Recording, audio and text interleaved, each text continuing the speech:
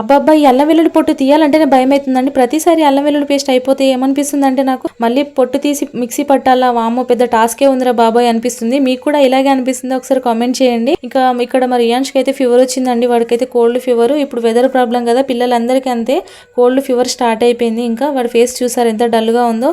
పిల్లలకి ఏదైనా ఫీవర్ వస్తే అసలు తినరండి, చాలా సతాయిస్తారు. ఇక్కడ మా వాడి పరిస్థితి కూడా అంతే, ఏది పెట్టినా వద్దంటాడు, అసలు తినడు, అన్నం ముట్టినే పడుకొని ఉంటాడు, డల్గా ఉంటాడు ఎప్పుడు. ఇంకా నేనైతే నైటే మిక్సీ పట్టేసుకున్నానండి అల్లం వెల్లుల్లి పేస్ట్, ఎందుకంటే మార్నింగ్ కర్రీ వండేటప్పుడు ఇబ్బంది అవుతుంది కదా.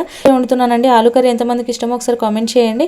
ఇంకా ఈ మగాళ్ళకైతే మనసే ఉండదేమో అనిపిస్తుందండి, ఎందుకంటే ఇక్కడ కాకరకాయ కట్ చేసేటప్పుడు సీడ్ చూసారండి, దిల్ సింబల్లో భలే వచ్చింది కదా. ఏడు చూడమని మా ఆయనకి ఇస్తే దాన్ని టక్కుమని ఇలా కట్ చేశాడు, చాలా కోపం వచ్చింది నాకైతే.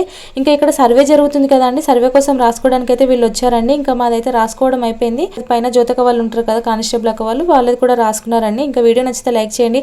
Thank you for watching. Take care, bye bye.